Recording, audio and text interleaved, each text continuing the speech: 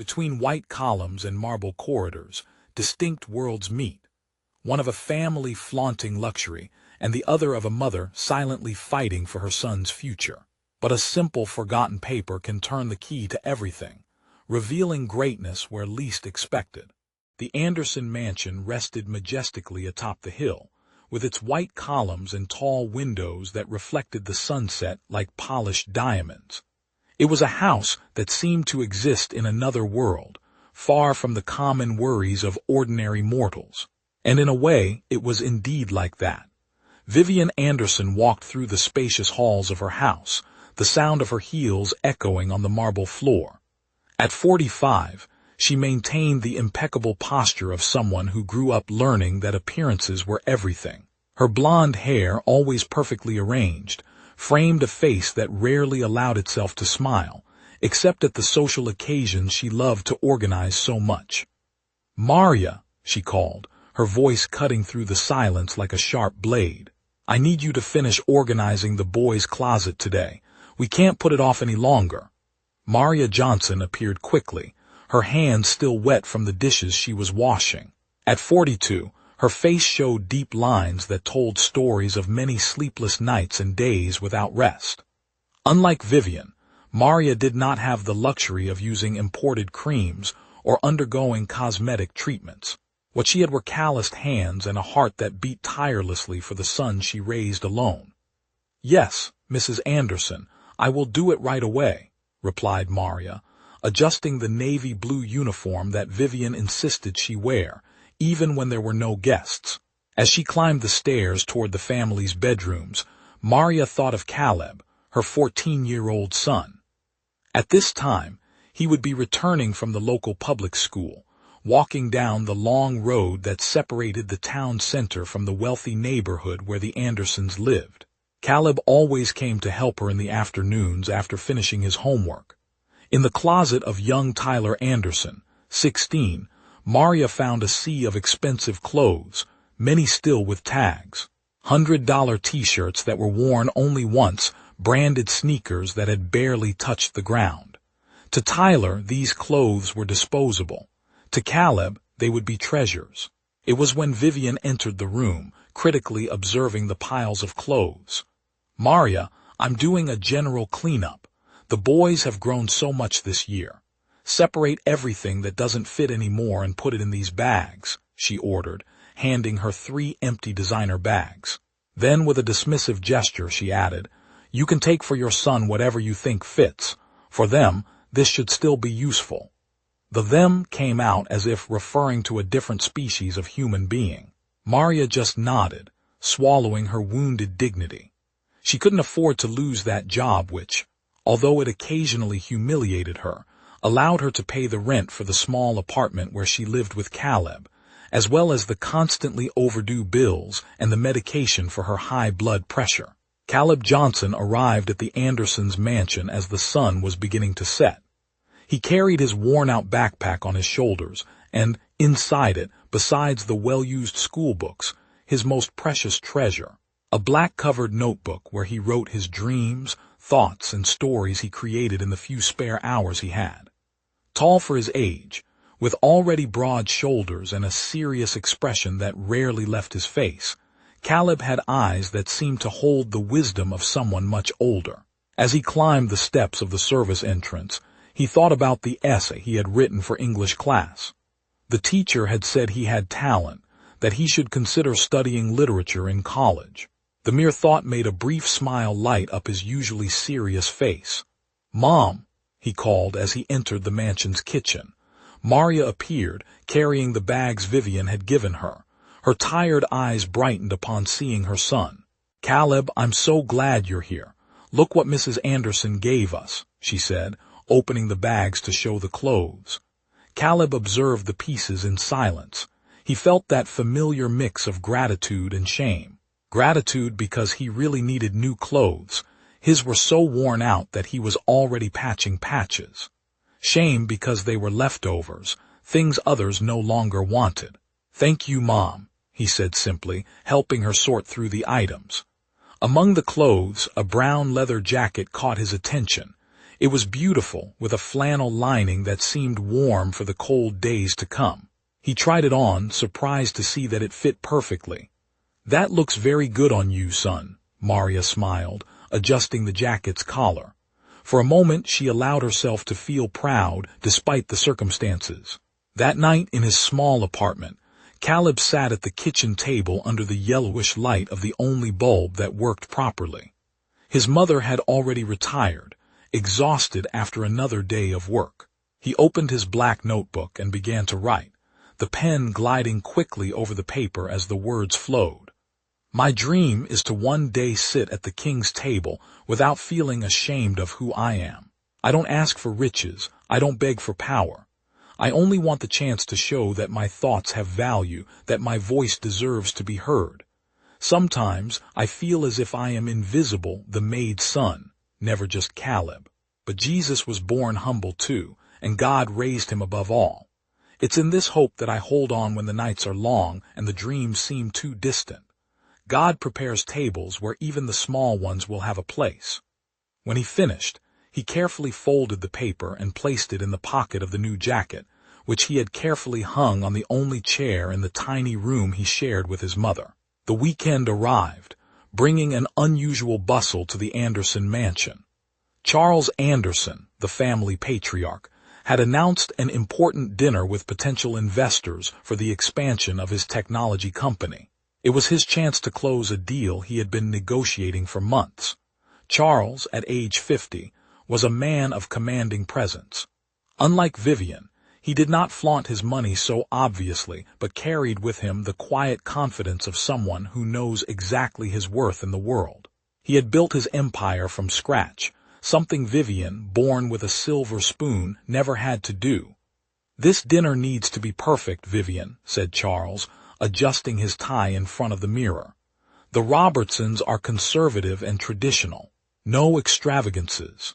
Vivian nodded, but her gaze was already planning every ostentatious detail of the evening.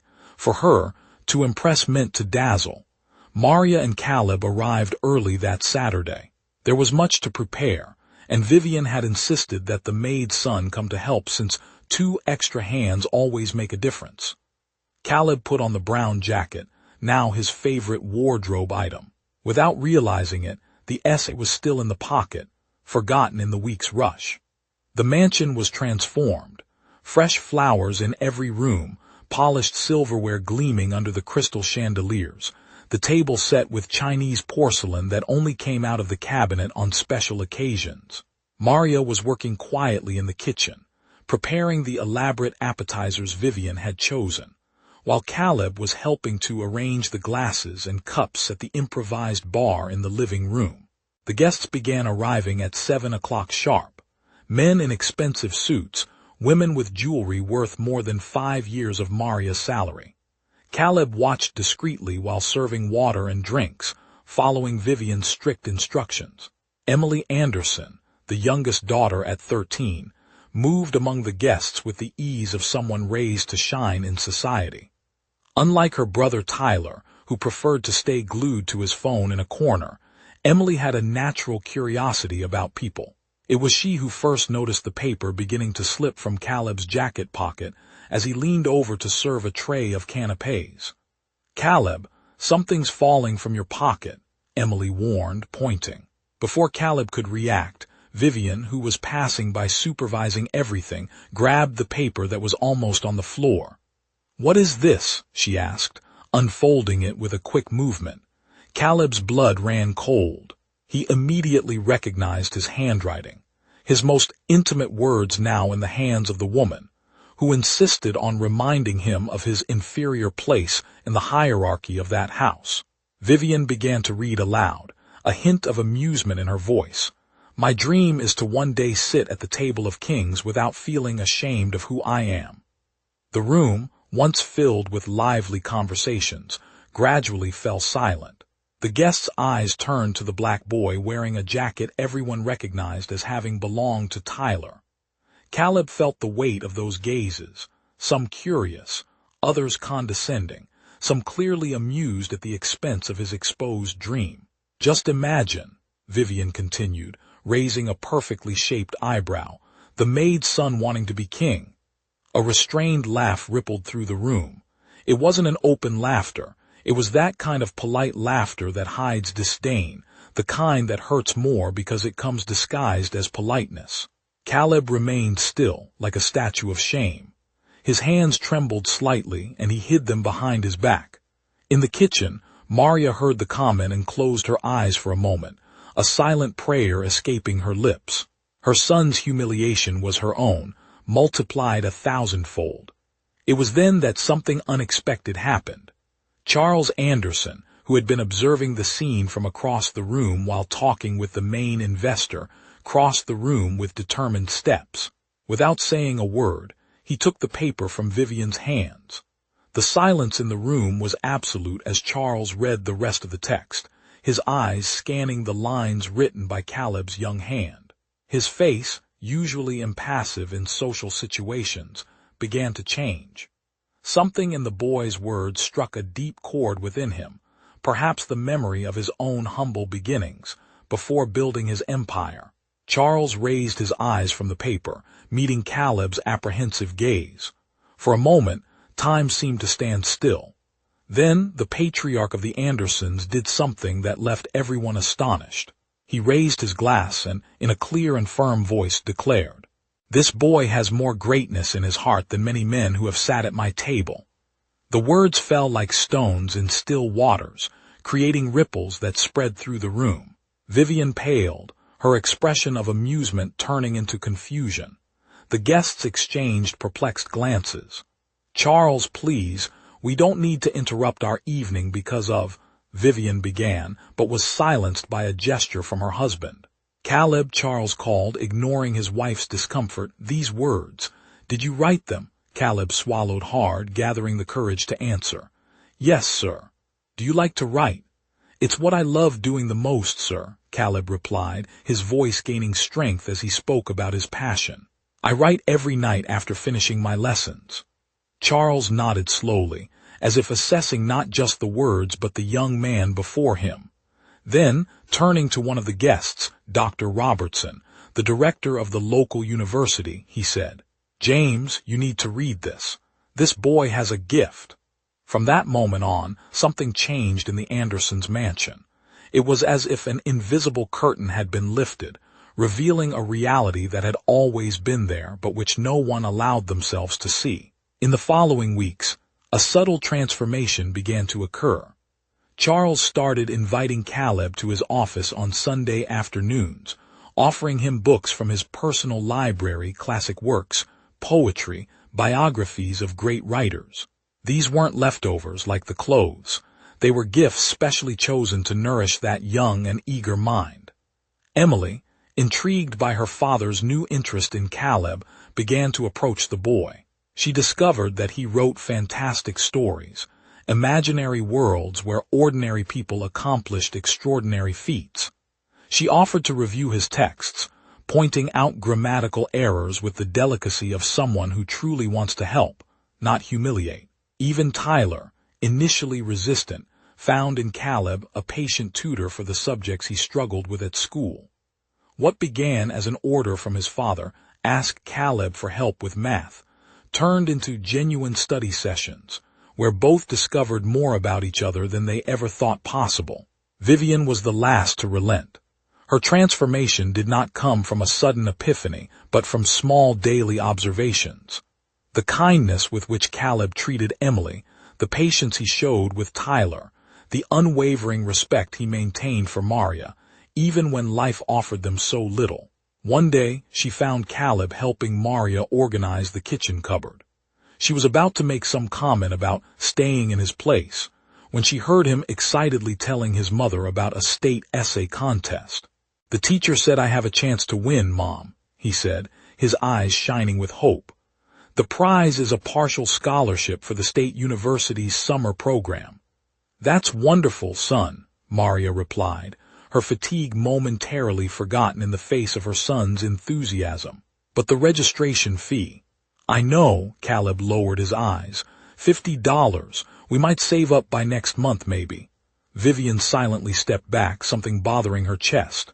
Later that day, without telling anyone, she deposited the registration fee and an additional $100 into Maria's bank account with the message, "For Caleb's school supplies." 3 months after the dinner that changed everything, Caleb received the news. His essay, titled "The Prepared Table," had won the state contest. The award ceremony would be held at the university auditorium, with educators, local politicians, and journalists in attendance. To Caleb's surprise, not only did his mother attend the ceremony, all the Andersons were there, occupying the front row. Charles in his impeccable suit, Emily smiling encouragingly, Tyler trying to look bored but secretly proud, and even Vivian wearing one of her most elegant ensembles as if to tell the world, "This boy is important." As Caleb walked up to the stage to receive his award, the respectful silence that enveloped the auditorium contrasted sharply with the restrained laughter of that dinner night. The young writer adjusted the microphone and, with a confidence he did not possess months before, read the final excerpt of his winning essay. "A man's worth is not in the clothes he wears, but in the truth of his heart. The latter can sit among kings if it is true to the purpose God gave him. And perhaps the real miracle is not sitting at the king's table, but discovering that, in the end, we are all invited to the same table, the table of shared humanity, where our stories, dreams, and hopes intertwine in a banquet richer than any royal feast." The audience rose to their feet in applause. In the front row, Maria cried silently, her tears now of pride, not of pain. Beside her, Vivian Anderson also cried, but for different reasons, tears of regret for the disdain she once felt, tears of gratitude for the lesson that young man had taught her. The real miracle was not just Caleb's victory in the contest. It was the transformation of the Anderson family. He who was once invisible was now seen. He who wore used clothes offered them something that all their wealth could not buy, the opportunity to see beyond appearances, to rediscover values that material comfort had obscured. When the event ended, Charles approached Caleb, placing a gentle hand on his shoulder. "You really did it, son," he said, with genuine respect in his voice. "You sat at the king's table on your own merit." And Caleb, looking at his mother who was chatting animatedly with Emily and Vivian, not as maid and mistress, but as women who finally saw themselves as equals, smiled and replied, "Actually, Mr. Anderson, I think God just showed me that the table has always been there. We all just needed to learn to see it." And so, the dream hidden in the pocket of a worn jacket came true in ways no one could have predicted. Caleb Johnson, the Maid's son, not only sat at the king's table, he helped redefine what it means to be truly noble.